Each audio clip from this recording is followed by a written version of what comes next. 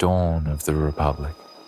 In its earliest days, Rome's military might begins not with world-spanning legions, but with a small city-state struggling for survival. From the 8th to the 4th century BCE, Rome was one power among many on the Italian peninsula. It was surrounded by rivals, the Etruscans and the Latin tribes. Conflicts were brutal, and localized fights for resources, territory, and influence. Wars happened a day's march from the city walls. The stakes were existential. A single defeat could mean loss of farmland or the city's destruction. This constant warfare forged a Roman character. Military service became a central duty. The early Roman army was a citizen militia, a Greek-style phalanx. Men supplied their own gear. Wealth decided your role. The richest served as cavalry. Most landowners fought as hoplites. These were farmers who fought seasonally and then returned home. The system linked soldier, land, and community. Defending home and family drove a resilient fighting force.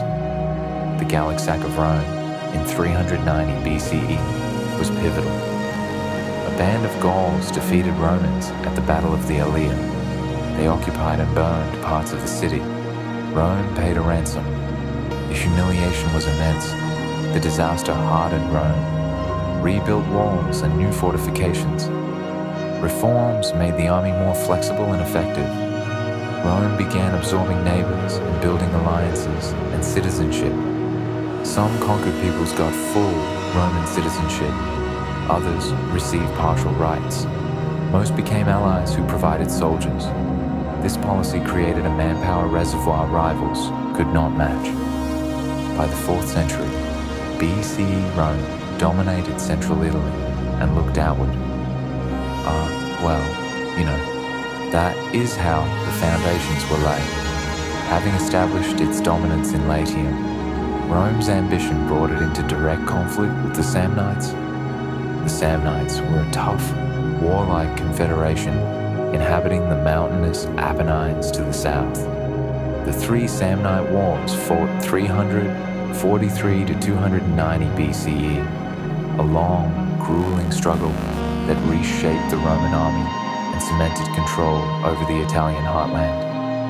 Not quick, decisive campaigns, decades of attritional warfare fought in rugged, unfamiliar terrain. The Samnites mastered guerrilla tactics, ambushing Roman columns in narrow mountain passes, refusing pitched battle. Romans had to adapt. The Greek-style phalanx proved too inflexible. Rome evolved the manipular legion. The army reorganized into small, independent maniples.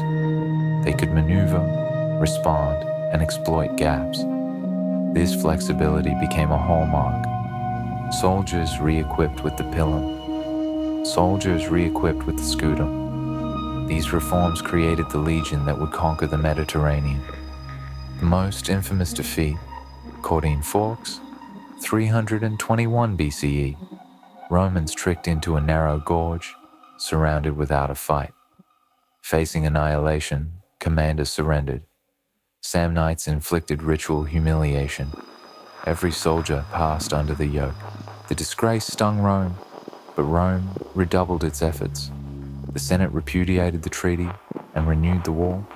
This shows Roman attitude, defeat, catalyst for renewed determination.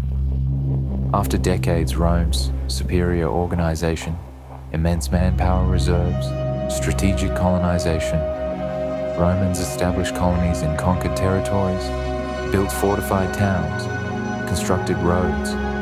These acted as permanent bases, pinning down the Samnites. By 290 BCE, the Samnites were defeated and absorbed. Rome, now master of nearly all Italy south of the Po, it had proven military resilience, perfected its tactical system, commanded the allegiance of almost every city and tribe, setting the stage for Rome's first great international conflicts. So that was the crucible. With Italy secured, Rome's expanding influence inevitably brought it into collision with Carthage, a wealthy maritime empire based in modern-day Tunisia. Carthage controlled a vast trading network that stretched from North Africa, Spain, Sicily, Sardinia. The struggle, known as the Punic Wars, spanned from 264 to 146 BCE and would decide the fate of the ancient world. The First Punic War erupted over control of Sicily, a strategic and agricultural jewel. Carthage was a formidable naval power.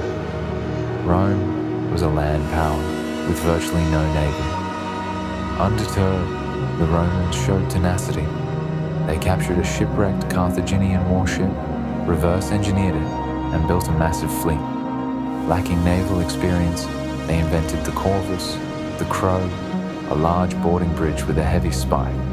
It could be dropped onto an enemy deck, locking vessels together and turning sea fights into boarding actions, where Roman infantry could storm and overwhelm. After more than 2 decades of brutal fighting at sea and on land, with entire fleets lost to storms and battle, Rome emerged victorious. Carthage ceded Sicily and paid a massive indemnity, but the rivalry continued. The Second Punic War is the most famous, thanks to Hannibal Barca. Swearing an oath to be Rome's enemy, Hannibal launched a daring invasion of Italy in 218 BCE. He marched with war elephants from Spain over the Pyrenees and across the Alps in winter, an astounding logistical feat.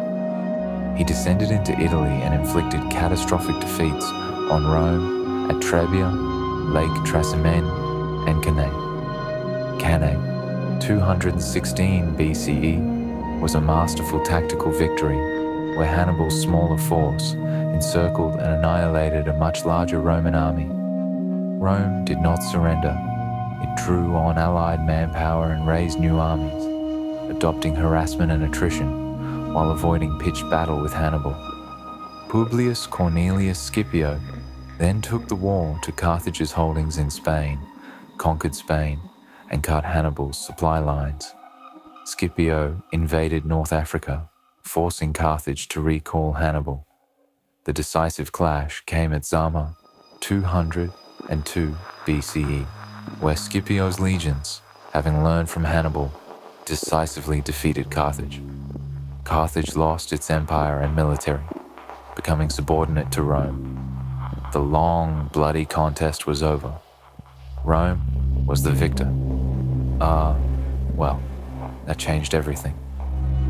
Following the monumental victory over Carthage, Rome turned its gaze eastward toward the glittering, wealthy, and politically fractured world of the Hellenistic kingdoms. Macedon, the Seleucid Empire, Ptolemaic Egypt, the Macedonian phalanx, dense ranks, Syriza. The phalanx was bulky on uneven ground and vulnerable to flanking. The flexible Roman manipular legion exploited that weakness. At Cynocephalae, 197 BCE, the Romans weathered the charge and struck with the lance. At Magnesia, 190 BCE, they repeated the tactic against the Seleucids. Initially, Rome avoided direct annexation. It used indirect rule: defeat kings, levy fines, withdraw, leave allied states. This was cheaper than occupation and let Rome arbitrate regional power, but it bred instability and repeated interventions. The East's wealth, gold, silver, art, slaves, began to flow back to Rome in an unprecedented torrent, enriching the state and its leading citizens. Indirect control gradually gave way to Tannicization. After a Third Macedonian War, Rome dissolved the kingdom and made Macedonia a province, 148 BCE. In 146 BCE, Corinth revolted. Rome's response was swift and brutal. The city was captured, its male citizens were killed, and the women and children were sold into slavery. That same year, Carthage was utterly destroyed. Those twin acts sent a terrifying message across the Mediterranean. The era of conquest was in full swing, and there was no turning back. The relentless pace of conquest brought immense wealth and power to Rome, but it also created profound social and economic dislocations that began to tear the fabric of the Republic. The vast influx of slaves transformed Italian agriculture. Wealthy elites bought up huge tracts of public land, creating massive plantations known as latifundia that were worked by cheap slave labor. This displaced the small-scale citizen farmer, the traditional backbone of the Roman army and society, forcing them to drift to the city of Rome as an impoverished, landless, urban proletariat with little stake in the state. A violent slavery. While there were several uprisings, the most famous and dangerous was the one led by the gladiator Spartacus. It began in the 7th degree. What started as a small breakup quickly swelled into a massacre. The crises of the late Republic, social unrest, slave revolts, the social war, had fundamentally changed Roman politics and warfare. The state now relied on professional, long-serving soldiers who were more loyal to their individual generals than to the abstract idea of the Republic. Ambitious commanders like Gaius Marius, Sulla, Pompey the Great, Julius Caesar used military victories to build personal power. They recruited armies with promises of land and bonuses. This privatization of military power set the stage for devastating civil wars as dynasts competed for control, destroying the old republican system in the process. Julius Caesar emerged as one of the most brilliant and ruthless.